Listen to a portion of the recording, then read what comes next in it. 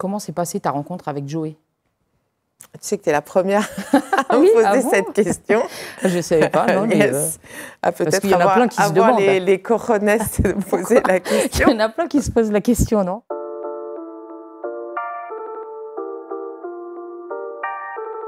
Mais de toute façon, tu sais que c'est confidentiel. Il faut que ça bouge dans la ville, il faut que ça bouge dans la ville. Tout d'abord, comment tu vas? Écoute, ça va. Je suis contente de prendre ce temps avec toi. Comme je te le disais hors caméra, c'est vraiment parce que je t'apprécie énormément. En ce moment, je suis un peu dans un moment où j'ai besoin de me recentrer sur moi. Parce que tu as eu beaucoup de taf. Ouais, là, je sors d'un an et demi assez intense. Assez intense. Donc, tu enchaînes les projets, Yo Mama, Banlieusards 2. Là, c'est un petit peu la mère de famille qui parle. Avec tous ces projets, justement, comment tu fais pour trouver du temps pour toi? Effectivement, avec tous ces projets, c'est compliqué de trouver du temps pour moi. C'est vrai que maintenant, mes fils sont grands. J'en ai un qui a 18 ans, qui suit son chemin, qui a quitté la maison très tôt, à l'âge de 13 ans, pour faire du foot. Et puis Khalil, il a 16 ans, il est plutôt posé. J'ai surtout une amie qui est comme une sœur, qui est là aussi pour me back-up quand je suis obligée d'être en mouvement. Donc je suis aussi soutenue, on va dire, par rapport aux enfants, par rapport à ma vie. Après, du temps pour moi, j'en ai pas beaucoup. Et le temps qui est un temps que je m'octroie, c'est vraiment quand je bosse, je suis heureuse quand je travaille. Alors Leïla Sy, quand elle chill, qu'est-ce qu'elle fait? Quand elle chill, elle fait des fondants au chocolat. Là, je me suis inscrite à la salle de sport, on y croit. C'est quoi comme sport que tu fais? Non, là, c'est une salle dans laquelle il y a une piscine, donc j'ai envie d'aller nager. Elle regarde des séries, elle regarde des films, et elle est en communion avec son lit. Voilà. Et il paraît que tu adores les tartes au citron. Ouais, j'adore ça. J'ai même, à une époque, quand j'étais plus jeune, avec des copines, on notait les tartes au citron des différentes boulangeries dans tout Paname. C'est vrai que c'est mon péché mignon. Et c'est laquelle la meilleure boulangerie? C'est difficile. Là, ça fait un moment que j'ai lâché l'affaire parce qu'avec mon âge avancé, on ne peut pas trop manger tout et n'importe quoi. Non, une bonne tarte au citron, c'est une pâte pas trop épaisse, un appareil bien pétillant et en même temps pas trop sucré. Voilà. Est-ce que tu as un son ou une playlist que tu te mets dans les moments où tu chill, où tu es tranquille chez toi, où tu écris? Écoute, en ce moment, je suis vachement sur les playlists d'Afrobeat, tu vois, tout ce qui est afro, j'aime bien, je laisse tourner. Je suis sur Spotify, tu vois, je me laisse aller au gré des playlists. J'ai pas de morceaux favoris en ce moment. Souvent, quand je dois travailler sur des projets, il y a des morceaux que j'écoute en boucle parce que ça me permet de me mettre dans un mood. Mais là, en ce moment, c'est beaucoup ça. Jeune ado, t'écoutais quoi? Alors, jeune, j'ai écouté beaucoup de la techno. J'en ai même produit. On fait partie avec des copines qui s'appellent Juanita et Kimo, des premières nénettes à avoir produit de la tech en France. Et je te parle de ça, ça ne nous rajeunit pas. On avait sorti avec un collectif, un groupe qui s'appelait Gangstar Tunes Industry, GTI, et on sortait des vinyles et c'était de la grosse hard tech. Ça allait aussi avec, on va dire, des soirées enivrantes. Et puis ensuite, grâce à la danse, j'ai commencé à tomber vraiment dans le peura, dans le hip-hop, plus le hip-hop américain au départ. Et ensuite, de fil en aiguille, vu que j'ai réussi à faire un lien entre mes études et mon kiff pour le hip-hop, j'ai commencé à écouter de plus en plus de rap français. Et ça, c'était vers quelle année que tu es tombée justement dans la culture hip-hop? Hip-hop, j'ai commencé la danse, en tout cas avec Mia, en 89. J'avais 11 ans. Donc, entre mes 11 et 16 ans, elle nous fait... c'est donc ma prof de danse, Mia Fry. Elle nous passe des playlists de rap, quoi. Et donc, je découvre le Wu-Tang. Et après, moi, je fais un travail aussi un peu personnel. Je me souviens, le premier album que j'ai acheté, c'était Biggie avec le bébé, là. Et puis, après, je tombe vraiment croque de KRS-One parce que j'adorais ce qu'il défendait dans ses titres. J'aimais beaucoup l'engagement qu'il avait par le biais de sa musique. Et puis après, je te dis, ça bascule dans le rap français. Moi, je suis génération lunatique. C'est vraiment lunatique. Time Bomb, toute cette période un petit peu. Time Bomb, exactement. Les compiles. C'est ça. Ouais. Ça, c'était tout le monde dit que c'est l'âge d'or du rap français. Écoute, je crois que c'est l'âge d'or du rap français. Après, je souhaite que pour nos enfants, ils aient aussi leur âge d'or. Mais c'est vrai que c'était une époque assez folle puisque notre culture avait encore un petit peu de discrétion et je pense qu'à la marge, il y a des très belles choses qui se créent aussi.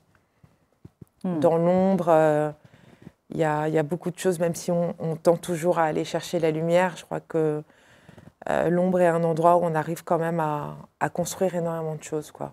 Ouais, c'est pour ça souvent on préfère les choses underground aux choses dites commerciales, entre guillemets, alors qu'on cherche tous à mettre en lumière, comme tu dis, notre musique, notre culture.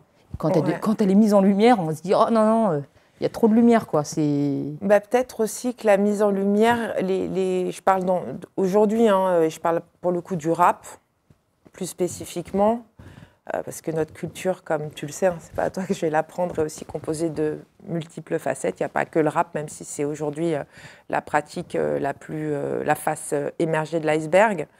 Il y a eu aussi un choix de mettre en lumière des productions plus mainstream, plus grand public, qui étaient peut-être plus à la recherche d'entertainment, d'amuser les gens, plutôt que d'aller chercher peut-être du contenu, des réflexions un peu plus denses, quoi. Qu'est-ce que le hip-hop change dans ta vision du monde ? Qu'est-ce que le hip-hop change dans ma vision du monde ? Disons que si je devais faire trouver une image, c'est comme si j'étais un petit peu, je partais dans mon adolescence dans tous les sens et que j'avais trouvé un espèce de tuteur autour duquel j'ai réussi à grandir, à m'élever, mais également quelque chose d'assez solide parce qu'à l'époque, le hip-hop véhiculait en son sein une espèce de... Enfin, il y avait une baseline à notre culture. C'était love, unity, having fun, mais c'était aussi différentes pratiques autour desquelles on pouvait s'agglomérer. Il y avait un truc de groupe, il y avait un truc de partage, de connaissances, de savoir. Donc c'est vraiment, je pense, une culture qui m'a permis de ne pas partir trop en sucette, quoi. C'est un peu comme une religion. Il me semble que KRS-One, il avait dit que le hip-hop était sa religion. Et c'est un petit peu ça, peut-être c'est pour ça que tu adorais... Je crois que oui, ça a été surtout ces espèces de piliers fondateurs qui m'ont permis ensuite de me bâtir, mais de me bâtir avec des éléments solides et puis surtout aussi des modèles, des gens qui pouvaient me ressembler, même s'ils étaient plutôt de l'autre côté de l'Atlantique, assez inspirants, avec des artistes, des rappeuses, des danseuses qui me ressemblaient, quoi. Alors toi, tu parles justement des États-Unis, mais en France, est-ce que tu avais un problème de représentativité ? Ouais. On ne va pas se mentir qu'en France, j'avais un problème de représentativité, dans le sens où c'était difficile de trouver des gens qui me ressemblent, qui avaient peut-être les mêmes aspirations que moi, qui avaient peut-être les mêmes goûts que moi. Après, j'ai toujours essayé de m'extraire de la position victimaire, parce qu'à un moment, j'ai facilement glissé de ce côté-là de la barrière, dans le sens où, en cours, j'étais tout le temps au fond. C'était facile pour moi, je ne suis pas française, moi je suis sénégalaise. Et puis quand tu vas au bled, tu n'es pas du tout sénégalaise, tu es babtou. Donc j'ai eu un grand moment de latence qui était très glissant et qui a failli, je pense, m'emmener dans des profondeurs pas très très reluisantes. Après, j'ai eu la chance d'avoir la danse. Ça a été, et je le dis souvent aux parents, tu vois, se dire, qui ont des enfants que tout ce qui est périscolaire, en fait, tout ce qui peut nous permettre d'avoir du soutien. Moi, je sais que le foot, ça va me vachement aider dans l'éducation de mes fils, d'avoir d'autres adultes référents qui partageaient aussi autre chose. Moi, c'est grâce à la danse que j'ai rencontré le hip-hop. Et grâce au hip-hop, j'ai bougé, je suis allée dans des battles, je suis allée dans des concerts, je suis allée dans des lieux et j'ai rencontré des gens qui sont encore aujourd'hui dans ma vie, quoi. Une maman blanche, un papa noir, ce qui n'est pas courant à l'époque. Non, pas du tout. Ouais, est-ce que tu peux nous en parler un petit peu? C'est vrai que moi, donc, je suis de 77, que quand je nais, une partie de ma famille maternelle n'est pas au courant que je vais être un petit peu plus mate. Ah ouais, c'était secret. Ouais, ma mère est une grande rêveuse et est une artiste dans l'âme, même si elle a choisi de dédier sa vie à la médecine, gynécologue.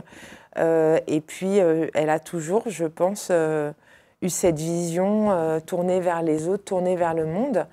Et ouais, je crois qu'à l'époque, c'est un peu douloureux pour moi pendant mon adolescence, même si après, je comprends très rapidement qu'en fait, c'est un atout majeur parce que je ne peux en aucun cas regarder...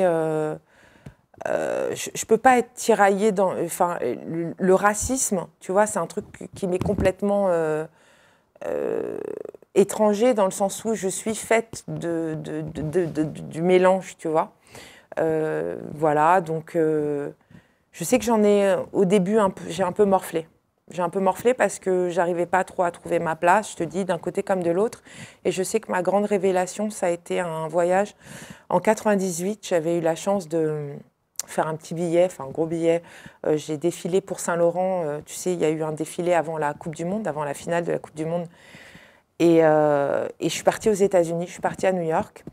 Et j'y ai passé 2 mois à Far Rockaway, donc dans un quartier afro-américain. Et de par leur histoire aux États-Unis, quand tu as un petit peu de négritude en toi, tout de suite, tu es...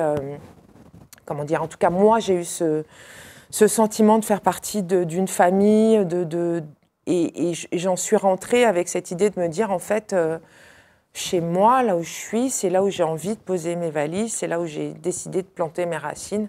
Et donc, à partir de ce moment-là, le travail a été complètement différent dans ma tête. Je pense que j'ai switché d'une crise d'adolescence un petit peu shaky, un petit peu, endiablée à quelque chose de plus construit, quoi. Et de mature, oui. C'est ça, en fait. Je pense. Et je pense que la maturité ne peut aussi... prendre racine que sur un sol quand même assez solide, quoi. Tu vois, si tu te construis avec des fondations mouvantes, même si tu montes haut et très vite, il y a un moment où tout va se péter la gueule. Moi, je suis plutôt partisane de dire, je prends mon temps.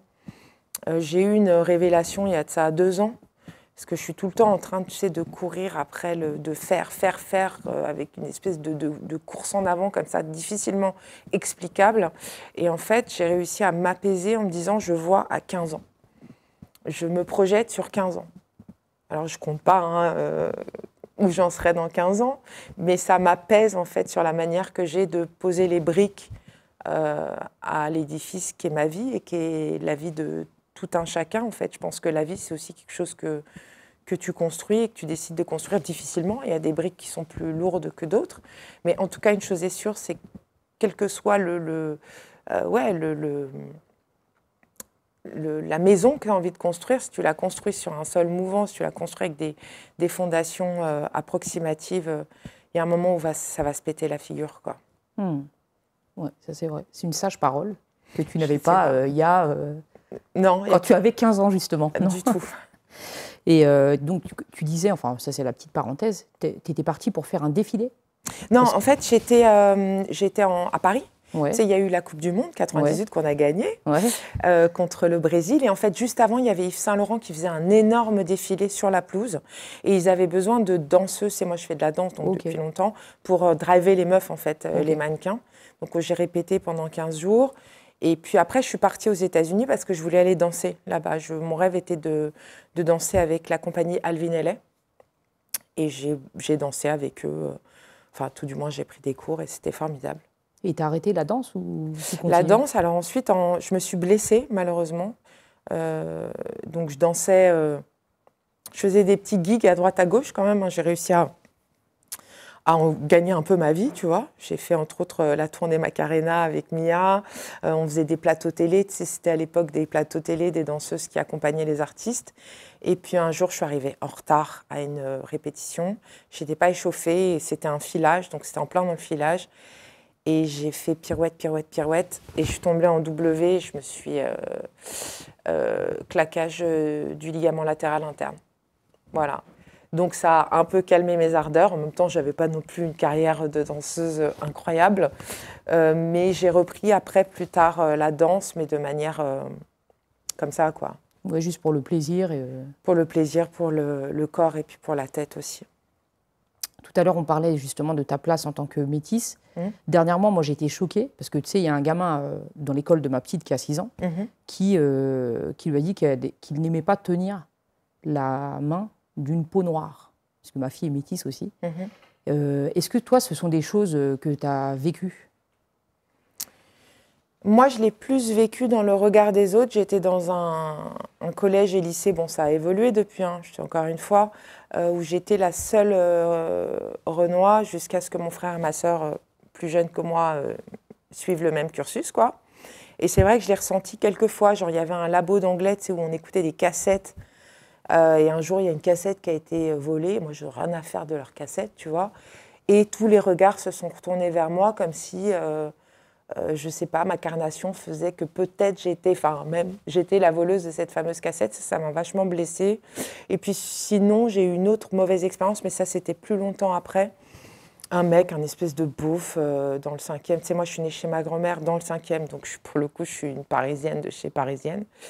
Et il m'a croisée, il m'a mis un gros coup de talon. Et moi, je m'excuse, je suis bien élevée. Je dis, oh, pardon, excusez-moi. J'attendais qu'il en fasse de même et il m'a dit « Qu'est-ce que tu veux? Qu'est-ce que t'attends, toi ?» Il m'a tutoyé tout de suite et je lui ai dit bah, « Je sais pas, vous venez de me mettre un coup, pourriez vous excuser ?» Il m'a dit « Vas-y, rentre chez toi » en faisant ce signe comme ça.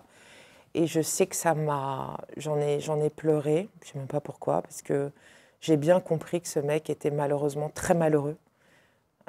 Voilà, je pense que là, ce qui est plutôt embêtant dans le cas dont tu me parles, c'est que c'est un enfant, quoi.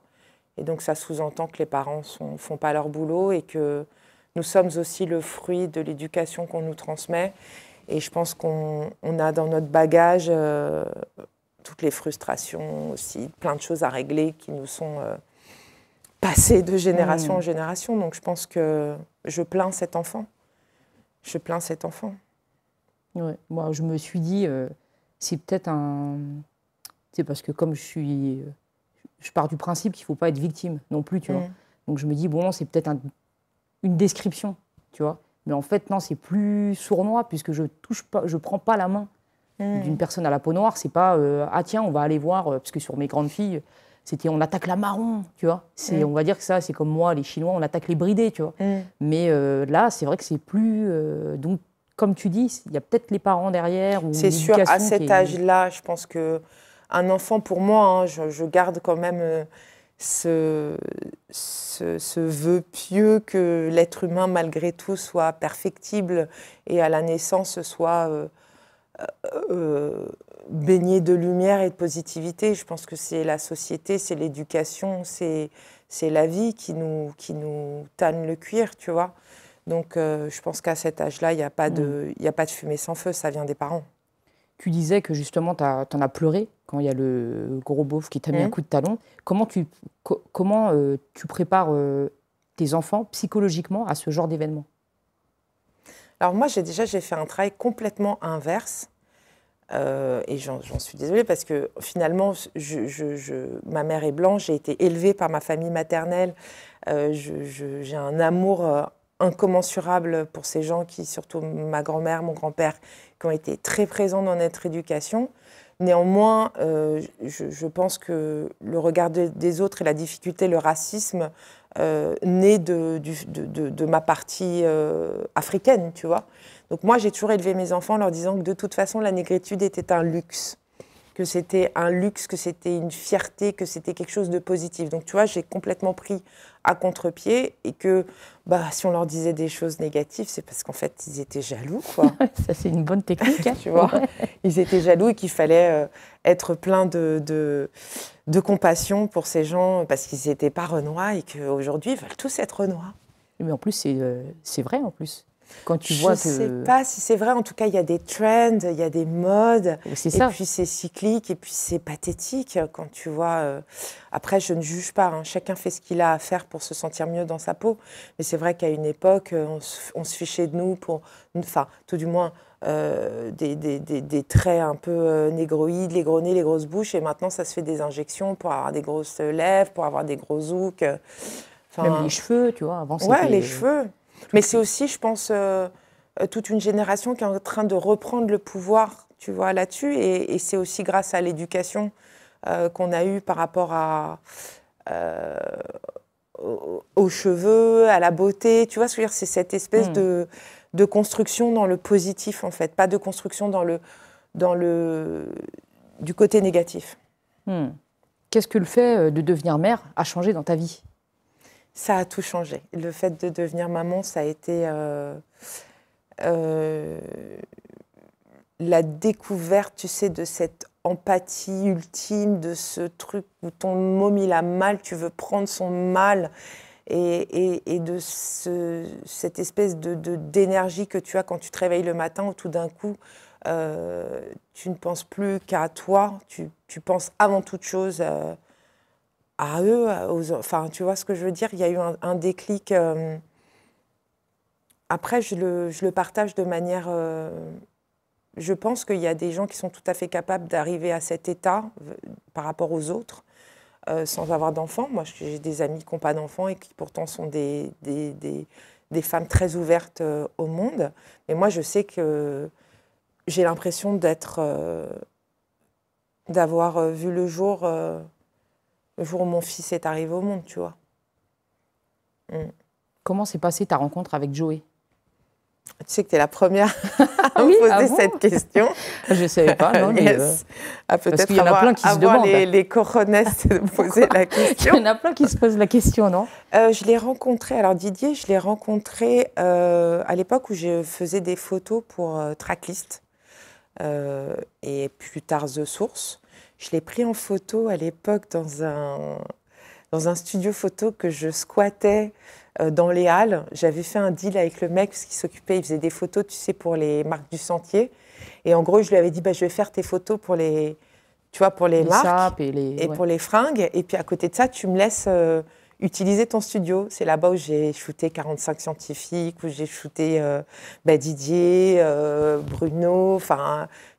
Toutes les grandes covers de Tracklist de l'époque ont été faites dans ce studio. Et après, je prenais des rafales de fringues, tu sais, pour les catalogues des marques, quoi. Et je crois que la première fois que je le rencontre, c'est là-bas. Et alors ? La suite ? Et alors, il m'a particulièrement énervée parce que je l'ai trouvé goujat. Il avait une assistante, la pauvre, avec laquelle il n'était pas du tout agréable. Après, avec moi, il a été très gentil, très courtois. On a fait le boulot. Et puis après, en tant que fan de hip-hop, surtout à cette époque-là, c'est sûr que quand tu as Didier qui débarque dans une pièce, même encore aujourd'hui, c'est un mec qui a énormément de charisme. C'est un mec c'est un alpha plus plus. Alors, c'est bien mon malheur dans ma vie, c'est que j'ai toujours été attirée par des alphas plus plus. Quand il rentre dans une pièce, c'est sûr que c'est... En tout cas, moi, je suis tombée sous le charme. Après, c'était un espèce de mélange de fascination pour ce qu'il incarnait et aussi d'interrogation par rapport à son comportement et puis sa gouaille, quoi. Donc, non, je pense qu'il a peut-être apprécié justement ma douceur. On s'imagine beaucoup de choses sur Didier, mais Didier est quelqu'un de très doux. Et je pense qu'il a... Je ne sais pas s'il a eu le coup de foudre, on n'en a jamais vraiment parlé. Mais en tout cas, il y a un lien qui s'est tissé et qui, par la suite... a créé 2 beaux enfants. Voilà, magnifique, c'est vrai. Hein. Est-ce que c'était un truc que tu t'étais interdit de te mettre en couple avec quelqu'un du métier ? Ouais. Alors, ça, je le partage. Normalement, c'est no job in job. Il ne faut absolument pas aller là-dedans. Alors après, tu peux commencer à créer, construire des choses. Néanmoins, c'est comme ça. Après, quand tu évolues dans des univers, tu rencontres les gens avec lesquels tu travailles, avec lesquels tu construis. Mais c'est vrai que je déconseille les relations dans le travail parce que ça complique les choses. Ouais, c'est pas bien dans le business, c'est compliqué. Ouais, c'est vrai que c'est... Surtout en tant que femme dans notre business. C'est-à-dire que si j'avais commencé à avoir des amourettes à droite à gauche avec les gens que je croisais dans le hip-hop, je pense que ça aurait été plus compliqué pour moi, déjà en tant que femme, de me faire respecter, et doublement, si tu vois ce que je veux dire. Bah bien sûr. On a toutes eu ce problème. Ouais. C'est-à-dire que, après, moi, j'ai toujours été un garçon manqué, tu vois. Je me suis toujours... je ne m'invente pas une vie, c'est comme ça que je suis bien, avec, sans hip-hop, tu vois. Mais je sais que ça m'a aussi aidée. Des fois, sur des tournages, j'avais mon hoodies, je traînais par là, personne ne se rendait compte qu'il y avait une nénette dans la bande jusqu'au moment où, ah tiens, tu vois.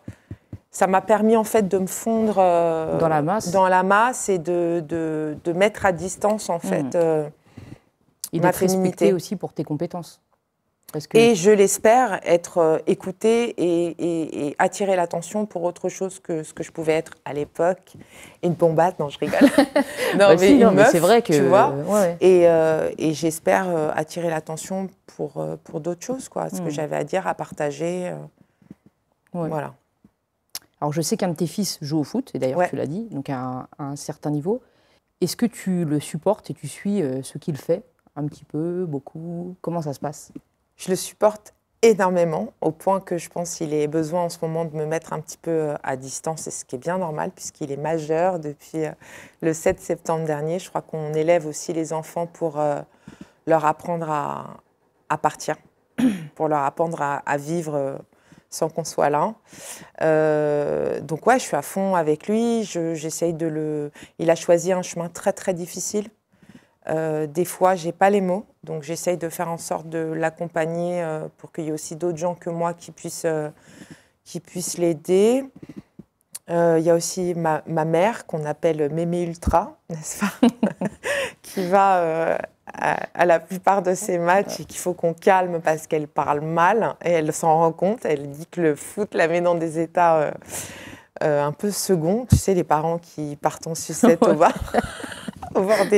Mais en même temps, c'est une grand-mère tellement aimante, tellement motivée. Maintenant, elle lit l'équipe, au foot, elle est à fond. Et tout ça parce qu'elle aime ses petits-fils. Donc, c'est formidable. Voilà. C'est trop marrant. Ouais. J'imagine trop ta mère. Mais ultra. Mais heureusement qu'elle est un peu âgée parce que des fois, elle sort des trucs. Je pense que n'importe qui pourrait sortir de ses gonds. Avec un père et une mère assez célèbres, est-ce que tu as le sentiment que tes enfants ressentent une certaine pression? Je dirais plus un père célèbre, parce que moi, tu as vu, je fais mon truc, mais je suis quand même dans l'ombre, tu vois ce que je veux dire? Oui, mais tu es quand même une personnalité publique. Ouais, mais quand même, ça n'a rien à voir à côté de Didier. C'est 2 salles, 2 ambiances, 2 planètes. Didier, c'est quand même une célébrité qui porte sur les épaules depuis des dizaines d'années maintenant. Lui, c'est presque devenu une rockstar, tu vois. Il a réussi à faire le glissement vers la comédie, ce qui est formidable pour lui, parce que ça lui permet de continuer à faire. C'est un boulimique de travail, tu vois. C'est pas facile pour eux, d'autant plus que Didier, c'est pas quelqu'un qui laisse indifférent, tu vois. Donc, il y a des gens qui l'aiment énormément, il y en a d'autres qui le détestent allègrement. Je dirais que pour Mathis, ça n'a pas été facile. Voilà. Je pense qu'on a pu entendre que oui, il était là parce que c'était le fils d'eux, et en même temps, sur un terrain de foot, il n'y a que le ballon et ce qui se passe sur le terrain qui parle. Je suis assez contente pour eux qui prennent des chemins différents, même si demain, ils avaient envie de faire du rap, je les accompagnerais. Il y a quand même un moule Morville.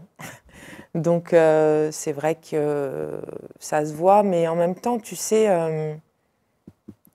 le népotisme, c'est un truc, tu vois, auquel j'ai beaucoup pensé, parce que c'est vrai que quand tes parents, quel que soit ton boulot, ce que tu fais dans la vie, tu veux le meilleur pour tes enfants. De ce fait, tu vas faire tout ce qui est en ton pouvoir pour essayer de l'aider. c'est vrai que ça peut être négatif quand il n'y a pas de talent, quand il n'y a pas de vrai travail et que c'est quelque chose qui est donné tout cuit dans la bouche. Moi, j'essaye de beaucoup parler avec eux et en même temps, je veux dire, pourquoi est-ce qu'on s'est tapé pour qu'ils aient une meilleure vie que nous? Pourquoi on s'empêcherait de leur faciliter le chemin? Après, je pense qu'il faut faire attention, ça c'est les nouvelles générations de parents comme nous. On veut tellement faciliter le chemin de nos enfants qu'on leur évite certaines petites gamelles qui en fait vaut mieux prendre tôt plutôt que de les prendre plus tard et qu'elles soient beaucoup plus violentes, tu vois. Donc, je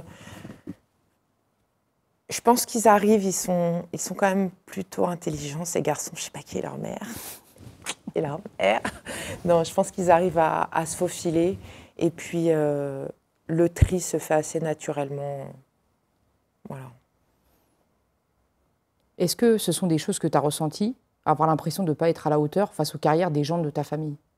Toi? Oui. J'ai souvent ressenti un énorme complexe parce que moi, dans ma famille, il y a des grands mathématiciens. Mon grand-père est un très, très grand mathématicien, Jacques Dixmier. Ma grand-mère était aussi une grande mathématicienne. Ma maman était médecin. Des métiers qui nécessitent... Enfin, ils ont une culture, ils ont un savoir, que ce soit historique, intellectuel, enfin, sur toute chose. Et je suis très loin de cette lignée. Maintenant, j'ai réussi à développer d'autres trucs. J'étais nulle en maths, quoi. Tu vois, enfin, c'était vraiment pas ma matière de prédilection. Ce qui était trop drôle, c'est les profs. Tu sais, au début, premier jour, cours de maths, Dixmier, ils me regardaient. Ah non, je faisais « et si ». Et si, parce que c'est mon nom de jeune fille. Je m'appelle Dixmier, et si, c'est le nom de mon papa. Ok. Voilà. Ah ouais, du coup, c'était vraiment... Après, toi, tu as ouvert la branche... Enfin, ouais, et encore, j'ai mes cousins. J'ai un cousin qui a fait les Gobelins, qui fait de l'animation. Ma cousine est architecte. Ma sœur est naturopathe. Mon frère est saxophoniste. En fait, tu vois, la famille a pris différentes directions. Et je pense, en fait, c'est marrant que dans ma façon de penser, de voir les choses, et j'ai quand même quelque chose qui vient du côté cartésien des maths, quoi. Bah, de toute façon, on hérite un petit peu de... Mais j'aimerais bien, j'espère. Bah si, quand même. Donc, on parle souvent du rôle des parents dans l'éducation. On oublie souvent celui des grands-parents, voilà, de ce que tu disais. Je sais que ta grand-mère a occupé une grande place dans ton enfance. En quoi le rapport est-il différent avec tes parents Ma grand-mère, c'est la femme de ma vie, c'est Suzanne. J'ai aussi une grand-mère paternelle africaine, Mame Dioba, que j'ai rencontrée un peu plus tard. Mais ma grand-mère, elle a une place assez incroyable parce que, alors je pense qu'ils ont été assez durs dans l'éducation de leurs enfants. Avec moi j'ai été vraiment... La chouchoute. Ouais, sa chouchoute. Et c'est une femme qui a toujours peint, qui a toujours aimé la peinture, beaucoup de goût. Et elle m'a enseigné l'amour de la peinture. On allait beaucoup au musée. Elle adorait les impressionnistes. Et voilà, donc c'est une femme qui a toujours été là pour nous parce que ça n'a pas toujours été facile. On va passer à totalement autre chose. À quel moment tu décides de devenir réalisatrice? Alors, je décide de devenir réalisatrice de clips. Hein. Ouais.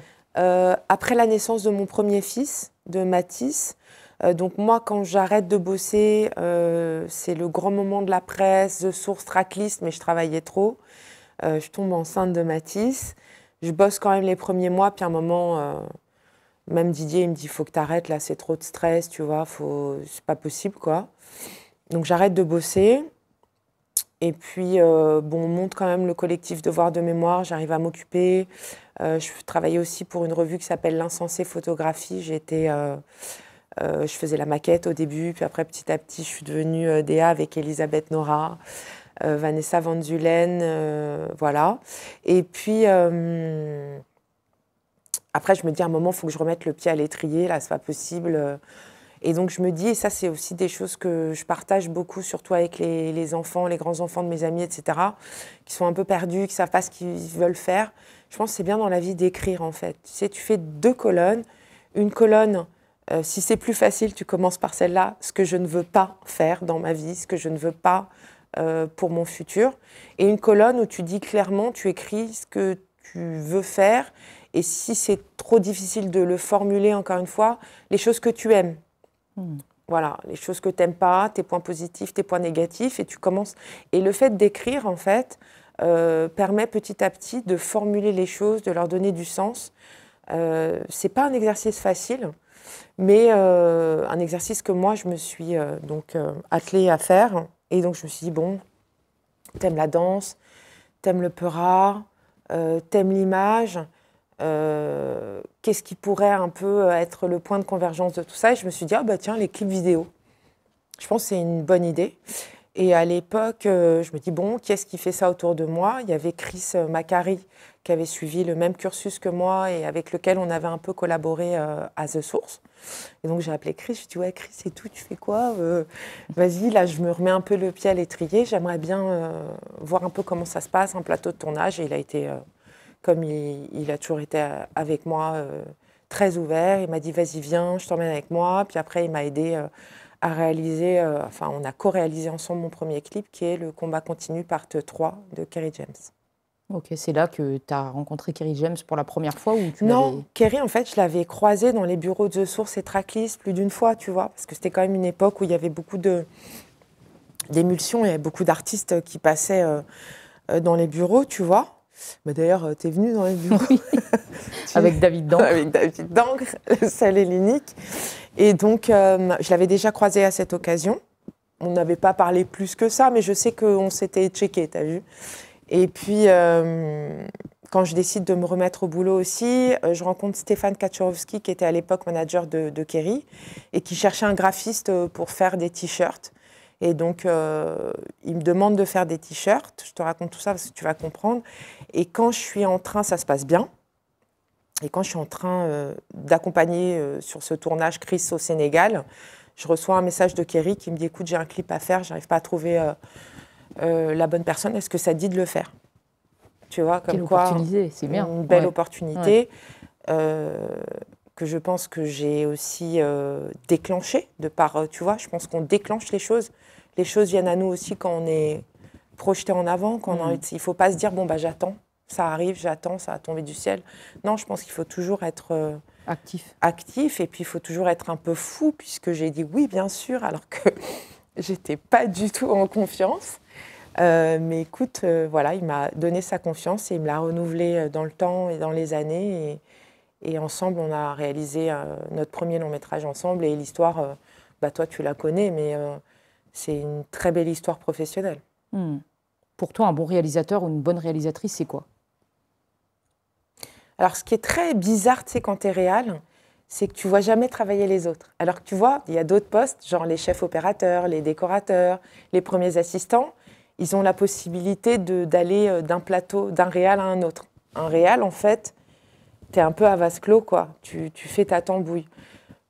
Je crois, et je te dis ça aujourd'hui, peut-être dans 2 ans, je te dirai autre chose, qu'un bon réalisateur, c'est un bon chef d'équipe qui donne l'impression de savoir ce qu'il veut, même quand il ne sait pas, et qui réussit à aller chercher le meilleur, que ce soit de ses équipes ou même de ses comédiens.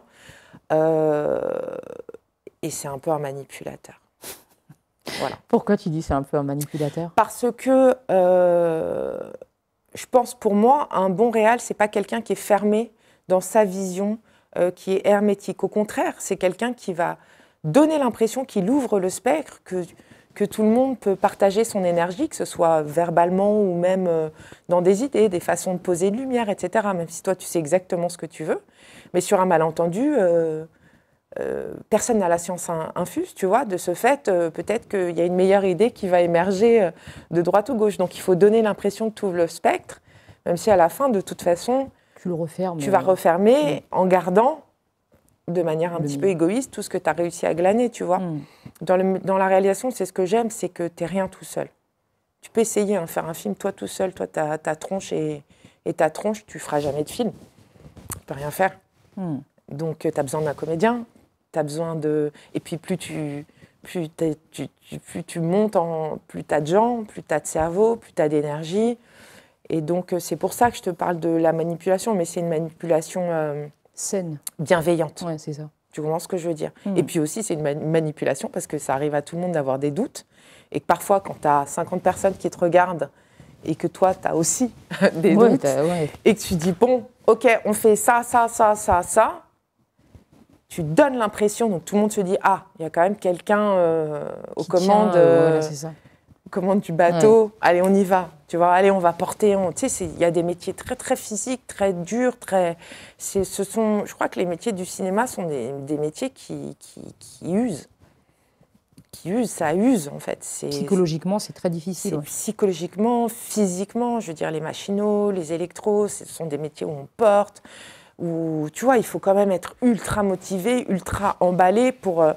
je ne pense pas que ce sont des métiers qu'on peut faire, tu vois, comme si tu allais pointer, puis, tu vois, ce sont des métiers qui, en tout cas, moi, la manière dont je le vis, et dont j'ai l'impression que mes collaborateurs le vivent, ce sont des métiers où tu es obligé de t'investir et te donner à 100%. Ouais, mais tu te donnes à 100% si on te valorise. Si on valorise ton travail, si on sait. Et c'est pour ça que moi, j'aime bien dire que je suis une geek. J'apprends, hein. Je te dis, j'apprends. Moi, j'apprends mon métier. Je n'ai pas fait d'école de cinéma. Je n'ai pas étudié les métiers du cinéma ou même... voilà, mais j'aime savoir dans quelle mesure je peux demander quelque chose à quelqu'un. J'aime me rendre compte qu'un stead, quand tu lui fais refaire une 15e fois une prise, il souffre. Et que c'est important que s'il le fait, si je vais jusque-là à lui demander ça, c'est parce qu'il y a une raison bien précise. Et qu'il sache que je sais ce qu'il est en train de me donner.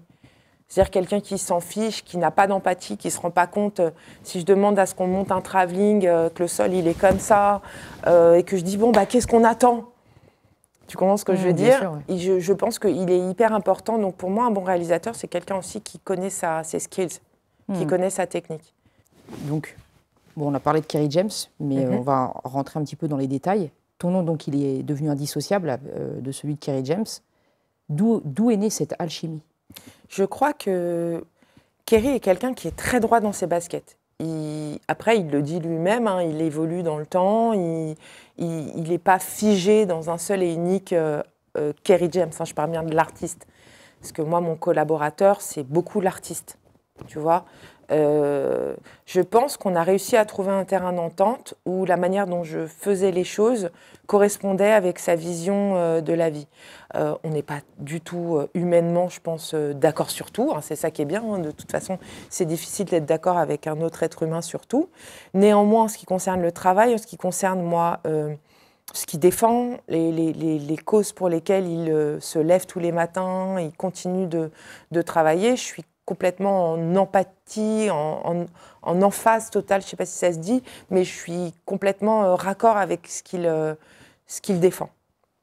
Et je pense que, avec tout le respect justement que je lui dois, moi j'ai compris en fait, j'ai compris sa vision du monde, j'ai compris plein de choses qui, même si elles ne sont pas en accord avec moi ce que je suis en tant que femme au quotidien, je les comprends, je les respecte. En fait, pour moi, le respect, c'est quelque chose de normal, on m'a éduqué comme ça. Donc j'espère qu'en fait, et je pense, puisque le temps nous le prouve, qu'on a réussi à collaborer, et surtout parce que moi j'arrive après. Je veux dire, l'artiste, c'est lui. Les mots, il les écrit, c'est lui qui les écrit, c'est lui qui les porte. Moi, j'arrive dans un second temps. Donc je pense que la manière dont j'ai réussi à porter en image ce qu'il avait à dire, à l'accompagner, à discuter, à construire ensemble, ça lui convient. De toute façon, Kerry, tu sais, si ça ne lui convenait pas, il serait sur un autre chemin. Est-ce que tu écoutais des morceaux à lui avant de... Bien évidemment, le classique hardcore, la Mafia Quinfri. Moi, j'étais bousillée de Mafia Quinfri. Moi, je suis du 13, tu sais, du 13e, donc c'était aussi beaucoup le rap que j'écoutais. Mais dès que de toute façon j'ai eu la chance de le rencontrer, c'était Monsieur Kerry James.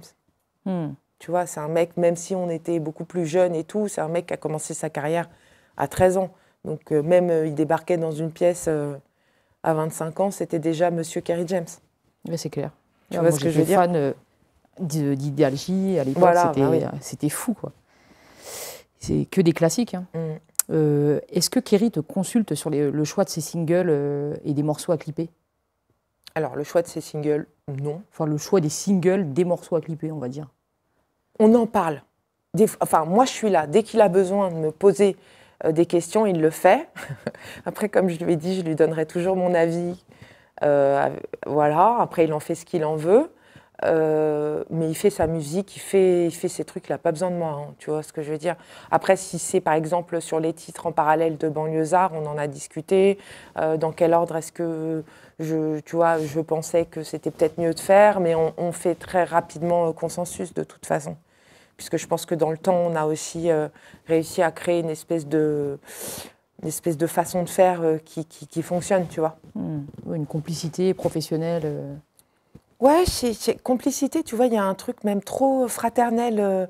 Je dis, c'est vraiment, lui et moi, on est des... moi, tu vois, c'est ce que je lui dis. Pas comme des robots, c'est plutôt un espèce de délire de mission, de première ligne, de soldat. C'est très bizarre, mais moi, j'ai toujours dit, et je suis toujours restée à ma place, même si, tu vois, je fais d'autres projets, d'autres trucs. Quand je suis à ses côtés, j'ai l'impression que je suis un soldat. Et c'est peut-être ce qui me permet aussi, tu vois, d'abattre autant de taf et tout. J'ai l'impression que je suis au service d'une cause. Et parfois, je pense que lui... ça n'est que mon analyse, encore une fois. Peut-être aussi, il est transcendé, en fait, par ce qu'il représente, par ce qu'il se doit de faire pour, tu vois, pour soutenir les idées qu'il défend, etc. Donc, en fait, ouais, je dirais pas qu'on est potes, hein. On est collaborateurs et en première ligne, tu vois. Ouais, on part à la guerre, quoi. Tu vois, comme ça. Ouais, c'est ça. Tu vois ce que je veux dire? On a tendance à dire que le rap est un milieu misogyne. Moi, personnellement, j'ai jamais rencontré de problème à ce niveau-là. Bon, des petits trucs, des petites anecdotes à droite, à gauche. En tout cas, je me suis jamais sentie en danger. Est-ce que toi, c'est un truc que tu as ressenti? Non, mais c'est le problème. Ça fait quelques années là qu'on nous parle des nénettes dans le rap, de ci, de ça, de misogynie. J'ai envie de dire, mais dans ce cas-là, si vous parlez de ça, regardez la société. Tu vois, moi, j'ouvre tout de suite le spectre. Parce que je dis, vous pensez que moi, je vais me tirer une balle dans le pied? Moi, je vais attaquer... mon gang, ma famille, alors que je suis là grâce à tout ça? Certainement pas. Moi, j'ai jamais vécu ça. Après, je te dis encore une fois, j'étais pas une femme. Aujourd'hui, les femmes sont peut-être beaucoup plus libérées. Il y en a qui arrivent à se faire respecter alors qu'elles sont elles sont en mode crop top et tout, et que mettre de la distance. Voilà. Moi, je t'ai dit, et j'ai pas attendu le hip-hop pour être comme ça. J'ai toujours été dans mes skatepads, exactement, un peu boyish, mais parce que c'est comme ça que je suis bien. Donc non, moi, j'ai pas rencontré de... Après, je te dis, on va pas se voiler la face. De toute façon, c'est pour ça que j'ouvre le spectre, c'est important. La société est misogyne. La société a un problème avec les femmes, tu vois. Ça, c'est une réalité. Mais je pense que j'espère que les choses évoluent et qu'on va vers quelque chose de plus positif. Banlieusard 1, est-ce que tu t'attendais à un tel succès? Non, Banlieusard 1, je ne m'attendais pas du tout à ce que ça prenne comme ça. Je m'attendais même plus à faire ce film, tellement on en a bavé pour réussir à le faire vivre. C'est-à-dire un tel succès, je ne sais pas si c'est un tel succès, quand même. Mais en tout cas, avec le temps, je me suis dit, dernièrement, c'est une pote à moi qui m'a dit ça, elle m'a dit, mais tu sais que vous êtes devenu un classique de la street? J'ai dit, non, mais c'est vrai. Elle m'a dit, ouais, mais tu sais, moi, j'ai besoin que les autres disent tu sais, je suis tellement en vase clos, je suis tellement déjà ailleurs que... le succès, ça a été que ce film existe, qu'on réussisse à faire ce film parce qu'on est passé par toutes les couleurs. Et qu'à un moment, on a vraiment cru qu'on ne le ferait jamais. Et j'étais très malheureuse. Et quand Netflix nous dit on y va, j'y croyais. À moitié, quoi. J'y croyais à moitié. Même quand on a eu le rendez-vous, qu'elle nous a dit que c'était bon et tout, même là encore, j'y croyais à moitié. J'ai vraiment cru le premier jour de tournage, quand on a dit action, que c'était parti. Et qu'est-ce que vous avez eu comme bâton dans les roues? Est-ce que tu as des... On n'a pas réussi à financer le film. Nous, on aurait aimé aller au cinéma, alors que le script avait rencontré l'attention du prix Sopadin pour Kerry, que c'était quand même Kerry James aux manettes, qui n'était pas Monsieur Kerry James. J'ai pas compris, en fait. Et je pense que je suis tombée à un moment, et je parle de moi, dans cette espèce de truc victimaire. Tu vois, Est-ce que c'est victimaire à la finale ou est-ce que c'est la réalité? Parce que c'est quand même bizarre. Je sais pas, parce qu'en même temps, c'est beaucoup d'argent un film, tu comprends ce que je veux dire? Moi, perso, j'avais rien fait. Kerry n'avait encore jamais rien écrit. Je peux comprendre que des gens qui nous voient se disent « Mais attends, on va mettre des centaines de milliers d'euros sur la table. Qui sont ces gens ?» Alors oui, sûrement un super rappeur, mais moi je connais pas, puisque la plupart des financiers à l'époque connaissaient pas du tout notre culture. Je dis ça pour aussi... Contextualiser. Contextualiser, aussi je te dis... ça a fait partie du storytelling de ce film, de dire qu'on avait galéré, qu'on n'avait pas réussi, et de valoriser aussi l'apport de Netflix, qui sont malheureusement des Américains. Enfin, malheureusement, heureusement pour vous, enfin bon, vous m'avez compris. Mais nous, on est Français. Et on se bat, en tout cas moi, personnellement, je me bats pour que notre pays, la France, reconnaisse tous ses enfants. C'est la base, en fait. Et que tous les Français, tels qu'ils soient, de toutes origines, de toutes couleurs possibles, aient un endroit stable dans lequel plonger leurs racines et se construire. Parce que si c'est mouvant, si on dit tu as envie de planter tes racines, mais tu n'es pas chez toi, si je suis chez moi, je suis née ici. Mais non, tu n'es pas née ici. Et puis, tu vois, tu n'es jamais... Donc voilà, c'était cool que Netflix arrive, c'était formidable, c'était juste avant le Covid. Netflix, c'était pas ouf quand on a signé avec Netflix. On aurait préféré aller au cinéma et tout d'un coup, en 2 mois, regarde, le Covid, Netflix devient le nouveau compagnon de tous les Français confinés. Et tout d'un coup, tu vois la conjoncture, les choses, le monde. C'est comme Validé, Validé aussi, ça a cartonné. Voilà, Validé qui sort après, Validé qui met en lumière aussi toute une partie de la culture, après portée par des gens qui avaient peut-être déjà plus de reconnaissance par rapport aux financiers, je sais pas. À la profession, etc. À la profession et tout ça. Mais il ne faut pas oublier que le nerf de la guerre, c'est le genre, c'est l'argent. Est-ce que si je te donne tant, tu vas me donner ce que tu as dit que tu allais me donner? Est-ce que tu vas te délivrer? Est-ce que tu vas... Tu vois? Oui, mais il y a des belles merdes, enfin pardon pour le gros mot, des belles merdes en France qui sortent et qui sont financées. On injecte... Alors je ne sais plus c'était quel film j'avais vu ça, où j'avais lu un article sur une nana cinéaste, réalisatrice ou scénariste, je ne me rappelle plus, qui avait sorti un film. Il y a 4 entrées au cinéma. Et elle se fait financer, tu vois. Donc là, on voit la culture numéro 1 en France, c'est le hip-hop. C'est... Voilà, enfin, au State, on laisse quand même la chance à beaucoup plus d'artistes que de réalisateurs, réalisatrices qu'en France. Il y a ce problème de l'entre-soi, j'ai l'impression, en France. Après, peut-être que je me trompe. Je ne suis pas assez dans le milieu du cinéma et je ne sais pas, toi, si tu as un point de vue. Moi, je pense que l'arrivée des plateformes nous a fait du bien à nous autres créateurs de contenu, nous autres réalisateurs, auteurs issus de la diversité, c'est comme ça qu'ils disent. Néanmoins, l'arrivée des plateformes a fait du mal au cinéma, puisque en fait, il a fallu attendre les plateformes pour que nos récits puissent être soutenus, financés, mis en lumière, et en même temps, le cinéma, c'est compliqué les entrées. Ce qui marche maintenant, c'est vraiment les valeurs sûres, les grosse comédie. Je pense que c'est difficile de faire des entrées aujourd'hui. Ouais. Mais après, moi, je te dis, j'aime bien le dire, je suis une jeune réal, je débarque, j'ai fait 3 films, les 3 en coréal. Je ne suis pas pressée, je vois sur 15 ans, j'arrive tranquillement mais sûrement, mais en tout cas, je plante de manière très, très solide mes racines dans le sol pour que ça monte au maximum jusqu'à le temps qu'on m'aura accordé. Mais en tout cas, que ce soit solide. Mais tu as sorti donc Yo Mama au cinéma. Ouais, comment ça s'est passé, la sortie? Yo Mama, écoute, on fait 170 000 entrées, ce qui n'est pas un flop, mais ce qui n'est pas ouf non plus. On aurait aimé faire plus, on pense on aurait pu faire plus. Après, on sort, après les révoltes sociales suite à la mort de Naël. On sort en phase de... Barbie, Oppenheimer, Mission Impossible, Indiana Jones, Astérix et Obélix, hop, pop-up, le premier, c'est la fête du cinéma, 4 € le billet. Enfin, tu vois ce que je veux dire? Moi, ce que je garde de Yo Mama, en tout cas, c'est que c'est une expérience formidable. Yo Mama qui a été écrit par Amadou Mariko de Sarcelles et qu'on a co-réalisé ensemble, qui est un film avec, je l'espère, enfin j'en suis sûre, en tout cas moi ça me fait gaulerie, beaucoup d'humour, qui raconte plein de choses. C'est l'histoire de 3 mamans qui décident de se mettre au rap pour renouer le lien avec leurs enfants. Bon, toi, qui es une vraie rappeuse, dans l'absolu, voilà, mais là c'est 3 daronnes, elles s'y connaissent strictement rien, quoi.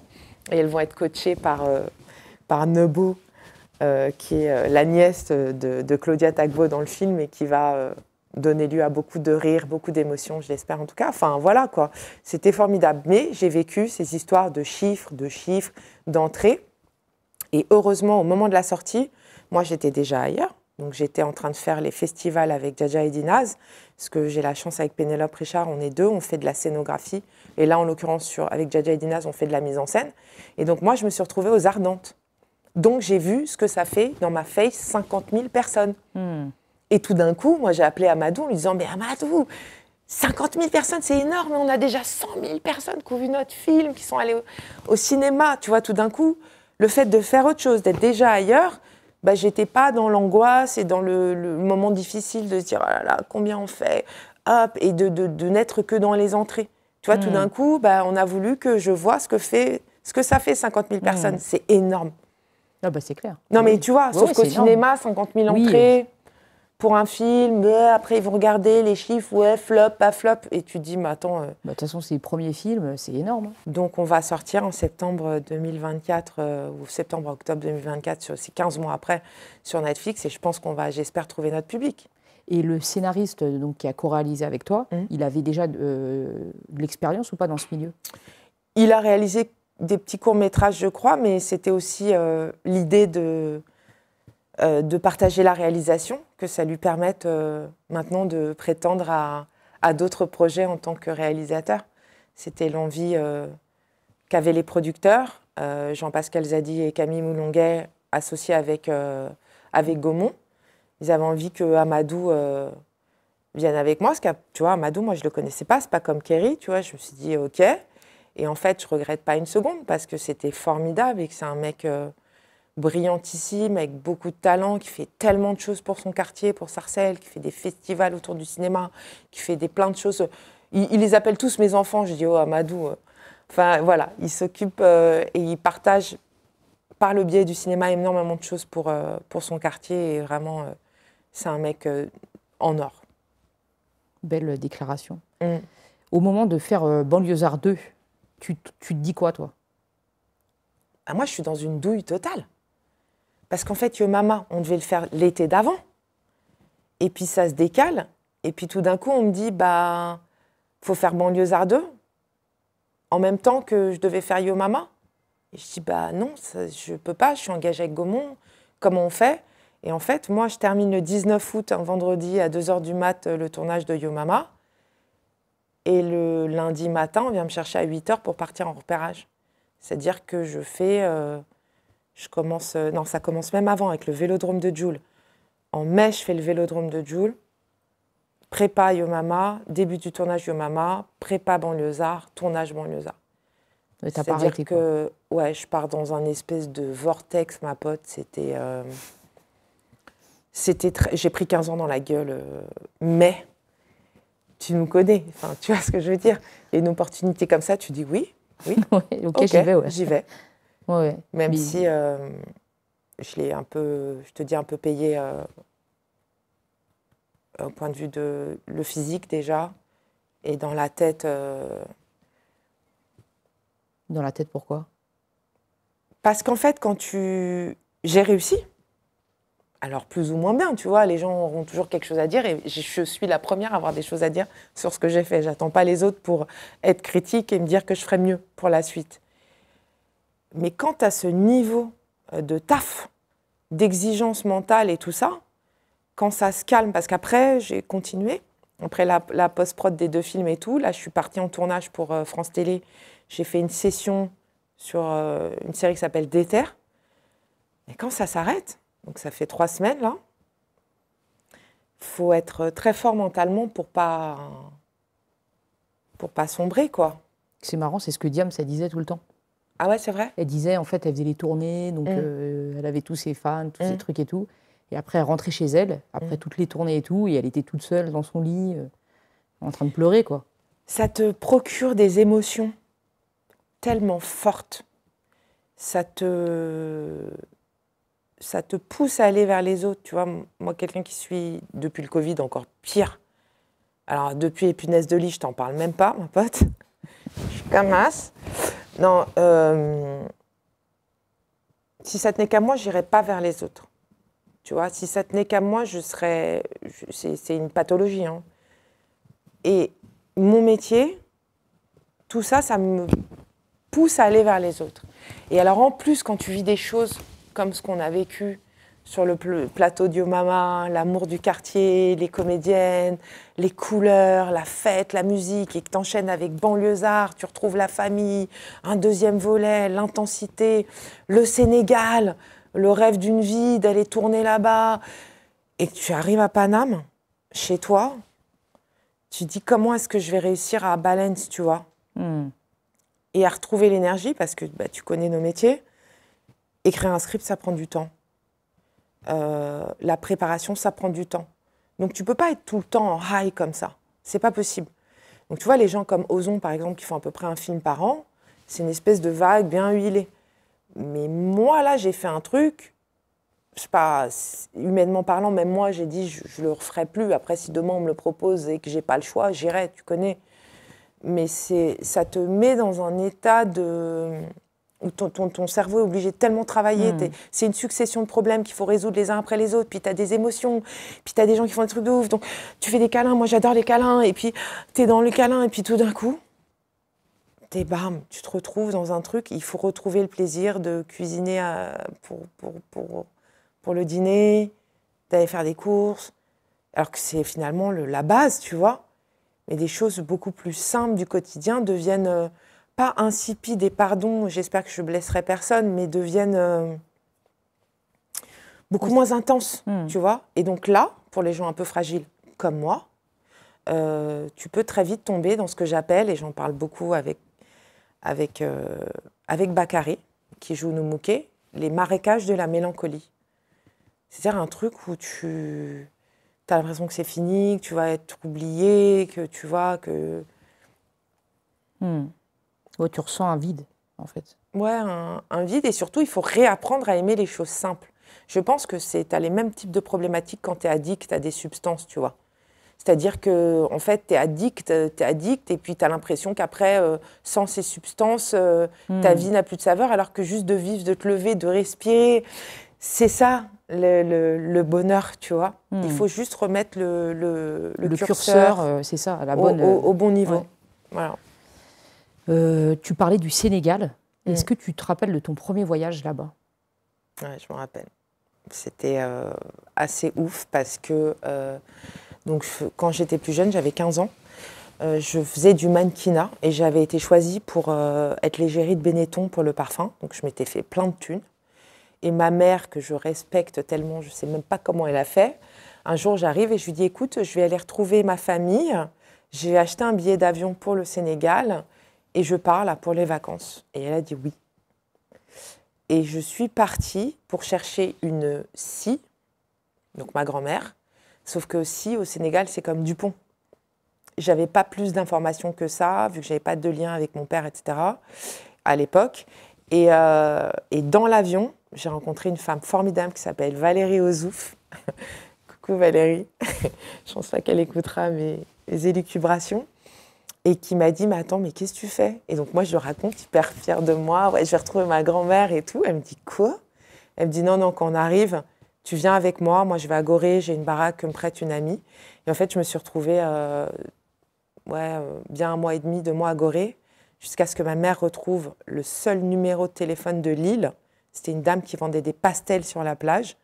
Moi, j'étais partie avec les Baïfal là-haut et tout. Je vivais ma meilleure vie. Un petit qui est venu me chercher, à pas de voiture à Gorée, qui m'a dit, ouais, le téléphone et tout. Donc, j'ai descendu. Et là, tu rentres tout de suite bah oui. à la... En plus, il n'y avait pas les portables, il n'y avait pas tout ça à l'époque. Ouais. Voilà. Donc, voilà la première fois au Sénégal. Donc, je n'ai pas rencontré ma famille. Mais ensuite, en rentrant, je ne sais pas, quelques mois plus tard, mon père a téléphoné. Et ensuite, le lien s'est fait comme ça. Ouais. Alors, tu sais, avec ma boîte Value, on avait bossé un moment sur des vidéos pour Diams, pour Big Up, on avait refait des logos, etc. Donc j'avais dû aller, je me suis fait une mission, récupérer un disque dur, etc. Ouais. Et c'est là que je me suis aperçue que tu étais partie avec elle au Mali. Ouais. Pour l'orphelinat. Je ne savais pas que vous vous connaissiez déjà. Et comment s'est passé ce projet? Enfin, ce projet, je ne sais pas si... Big Up Project. Ouais, le Big Up Project. Moi, Mélanie, j'ai la chance de la connaître avant tout le chemin qu'elle a décidé d'emprunter. Je l'ai vue dans des grands moments de bonheur, dans des grands moments de douleur. Et ensuite, je l'ai vue trouver son apaisement dans la religion. Et en fait, à un moment, elle a eu besoin de partager, ça fait aussi beaucoup partie, je pense, pour elle, de son rapport à la religion, de créer justement cette association qui s'appelle Big Up Project. Et on est parti faire le tour. Je sais qu'on a fait Mali, Sénégal, on a fait plusieurs pays. J'étais un peu azimutée à l'époque, j'ai plus trop de cerveau d'ailleurs, on a payé le prix avec les rushs pas du tout organisés, enfin j'étais complètement freestyle. Et ça a été formidable. En fait, elle avait envie, donc, avec sa fondation, d'aider les orphelins. J'ai aussi assisté à la création d'un puits. On a passé des moments formidables. Et pour la petite histoire, elle ne m'en voudra pas que je la raconte, elle a rencontré ma grand-mère, Mélanie, parce que ma grand-mère, au Sénégal, on était à Dakar. Ma grand-mère vit à Guinguinéo, enfin vivait, paix à son âme, à Guinguinéo. Et c'est à 4 heures de route, à l'époque c'était à 4 heures de route de Dakar. Et je lui ai demandé, je lui ai dit, ça ne te dérange pas Mélanie, demain que j'aille voir ma grand-mère? Elle m'a dit non, mais je peux venir avec toi. Et donc on est allés ensemble voir ma grand-mère. Et c'est la première fois que tu la voyais, ta grand-mère? Non, je l'avais déjà vue. Tu l'avais déjà vue. Mais j'ai dû la voir 5 ou 6 fois dans ma vie, ma grand-mère. Donc c'était une fois très importante. Et voilà. Et tu as toujours été engagée un peu, tu as toujours été engagée, parce que c'est vrai que tu me parlais tout à l'heure de devoir de mémoire. Là, tu vois, tu as accompagné Diam sur Big Up, etc. Et tu as ce côté quand même engagé. Est-ce que tu peux nous parler un petit peu de... Moi, tu as vu, je m'engage par le biais de gens avec qui je collabore. C'est plutôt pas mal, parce que ça me déleste de plein de responsabilités. Après, j'ai tenté quand même malgré tout, et j'ai mangé des cailloux pendant des années, en n'acceptant pas de tout faire. Tu vois, je crois que mon engagement, il vient de là aussi, il vient du fait que j'ai rencontré les bonnes personnes qui m'ont permis d'accompagner leur engagement. Et puis ensuite, j'ai refusé certaines choses qui auraient pu peut-être me faciliter financièrement parlant, ou peut-être dans ma carrière, je ne sais pas. Et c'est ce qui fait que je suis là aujourd'hui, que je commence juste à gagner correctement ma vie. Ce qui n'a pas été le cas pendant des années. Donc j'ai été bien back-upée par ma famille, par le père de mes enfants. Enfin, tu vois, j'étais pas seule en fait. Mais c'est vrai que le clip vidéo, c'est pas comme ça que tu manges, quoi. Peut-être aujourd'hui, on a certains qui arrivent à en faire une carrière et à construire, à gagner correctement leur vie. Plus si tu veux faire du genre, tu vas dans la pub, mais si tu vas dans la pub, c'est difficile d'être engagé dans la pub. Enfin, tu vois, t'es sans cesse, quand tu es un créatif comme ça, tu es sans cesse tiraillé entre la popote et le cœur, tu vois. Donc moi, je sais que j'ai tenu, grâce à ma passion pour le hip-hop, suffisamment longtemps pour que finalement, il y ait ce petit truc, cette énorme chose qui est que Kerry m'emmène avec lui sur Banlieusards et que ça me permette tout d'un coup de dire bah oui, aujourd'hui j'ai signé un long métrage, qu'est-ce qu'il y a? Non, mais c'est bien. Et moi, j'ai traîné un petit peu dans le cinéma, tu connais, hein, puisqu'on s'était vu dernièrement. Parce que nous avons un projet ensemble oui, voilà, c'est ça. Que nous cherchons à financer. Exactement. Un bête de projet. Et à chaque fois que j'entends parler de toi, on dit tout le temps que tu es la chouchoute de Netflix. Ah ouais? Oh, je te jure. Ils disent tout le temps, ah ouais, c'est la chouchoute de Netflix. Ah, c'est vrai? Ah ouais? Ils disent Netflix adore Leïla. Mais tu sais pourquoi? Parce que je pense que Kerry a trop d'humilité pour dire certaines choses. Et des fois, il me dit, vas-y, dis-toi, parle-toi. Tu sais, c'est plus facile, parce que moi, je suis un peu plus fofolle, il y a des choses que je peux dire. Et vu que j'espère le respect de toujours dire, mais là, je parle pour moi, hein. Tu vois ce que je veux dire, nanana. C'est vrai que dans le storytelling de la réalité de comment on a fait Banlieusards, on ne peut pas enlever à Netflix que c'est grâce à Netflix qu'on a fait ce film. C'est vrai. Et donc, on l'a beaucoup dit. Et moi, je suis quelqu'un de très fidèle, tu vois. C'est-à-dire que quand on me donne du love, je suis obligée de rendre du love.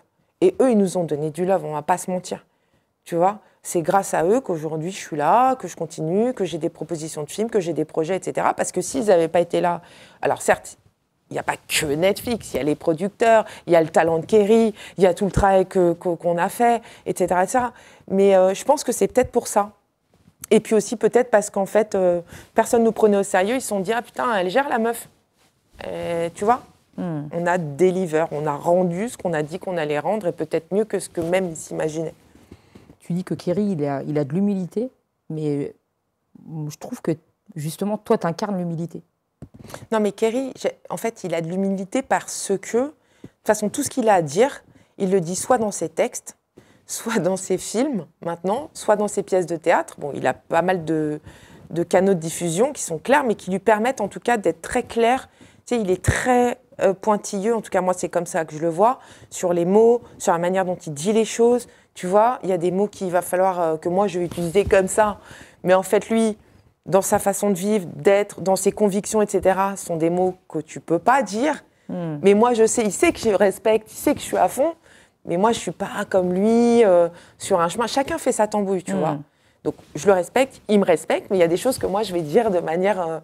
C'est pour ça que je te dis qu'il est très attentif. Il ne va jamais dire un mot comme ça sans y avoir pensé. Moi, des fois, je suis beaucoup plus freestyle, spontanée, et je vais parfois dire des bêtises plus grosses que moi, et je m'en excuse. Et c'est comme ça. Ouais, c'est ce qui fait aussi mon caractère, et c'est ce qui fait que ça marche bien entre nous, parce que des fois, moi, je vais lui dire ce que je pense, parce que les gens sont pleins de déférence avec lui. Il y a peut-être des gens qui vont peut-être pas lui dire les trucs comme moi, je vais lui dire, je sais pas. En tout cas, il est bien entouré. Sa femme, c'est quelqu'un de bien, donc je pense que, de toute façon... il a ce qu'il faut pour rester... la tête sur les épaules. La tête sur les épaules, ouais.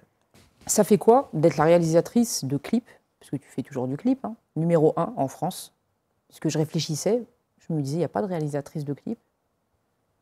Il n'y en a pas, enfin, il y en a très peu. Il y en a eu, il y en a, genre, bon, maintenant, Nathalie Canguilhem, elle est partie vers Yves Saint-Laurent.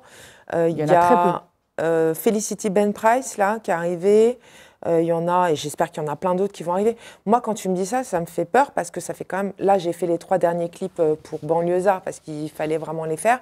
Sinon, le dernier, c'était pour Gaël Faye, Boomer, je crois. Il y a un moment déjà, tu vois, et quand je vois tous les youths qui arrivent, qui pètent tout, qui font des clips de malade mental avec des budgets, je ne sais même pas comment ils font, mais c'est parce qu'ils ont du talent, ils vivent avec leur temps, ils savent jouer de tous les outils de création qu'ils ont à leur portée. Je me dis, putain, j'espère qu'elles arrivent, les meufs, là, parce que moi, je suis un peu un vieux mammouth, là.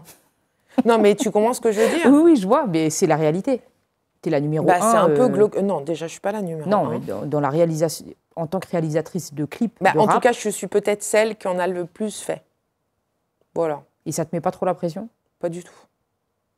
Pas du tout, parce que... Tu es haute part, de toute façon. Je suis haute part. Si je t'ai dit, c'est ça le truc. C'est de jamais être... Tu vois, quand Banlieusards 2, il est sorti, je n'étais pas à Paname, moi. J'étais en Bretagne en train de tourner. Tu vois? Là, j'ai ma petite période dangereuse où ça peut glisser. Je me suis inscrite au sport. Et là, hop, je vais partir sur la route avec Jaja et Dinaz. Tu vois, je fais en sorte de toujours avoir... un temps d'avance et ou être ailleurs. Ouais. Mais tu as raison. C'est la meilleure façon de... Tu vois? De pas... Je sais pas, on verra. Allô, ça va pas du tout.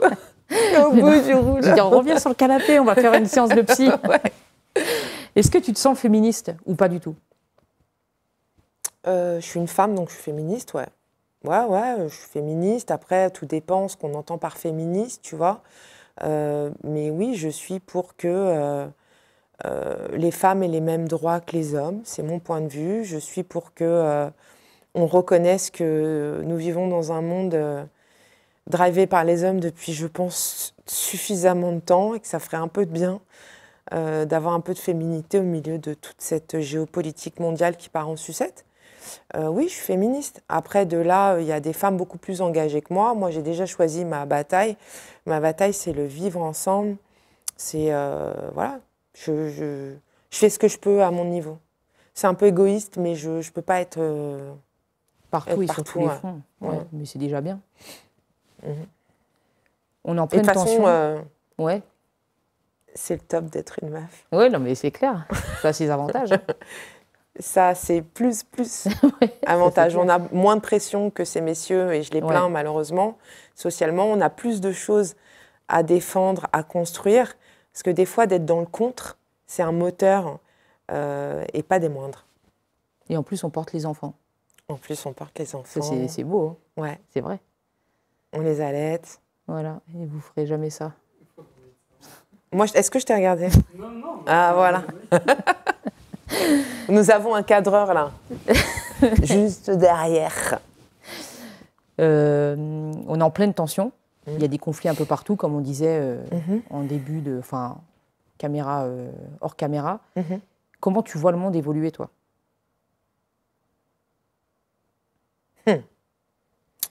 Pas bien. Pas glop. Mais même avant de parler de politique et de politique mondiale, déjà, l'état dans lequel est la planète, tu vois, ça c'est, qu'on le veuille ou non, on peut se tirer dessus, se faire la guerre. Si on se retrouve sur une planète inhabitable parce qu'on en a épuisé toutes les ressources, il n'y aura plus de problème. Mais j'ai l'impression qu'on est quand même un sacré parasite, quoi. L'être humain, tu veux dire? Ouais. Même si je tends à espérer et je rêve que l'homme soit perfectible et que, avec un grand H, et que voilà, mais il y a des intérêts en fait qui vont à l'encontre des solutions qui sont nécessaires pour que ça aille mieux demain. Et il est peut-être déjà trop tard, mais en fait ça se ressent même dans notre façon de vivre. Même si on fait attention, j'éteins l'eau quand je me lave les dents, je fais le tri et tout. Je suis un peu pessimiste quand même, malgré tout, même si j'ai hâte d'avoir des petits-enfants. Et j'espère que ça va s'arranger. Parce que je tente d'être optimiste, tu vois, mais compliqué. J'ai fini. Est-ce que tu as des choses à rajouter? Non? Non, je voulais rajouter que, comme je t'ai dit, je suis venue te voir parce que c'est toi. Merci pour ton attention. Merci aux messieurs. J'espère que je n'ai pas dit trop de la merde. Non. Voilà. Et puis, le combat continue. Voilà. Il ne s'arrêtera jamais. Exactement. Il faut que ça bouge dans la ville, il faut que ça bouge.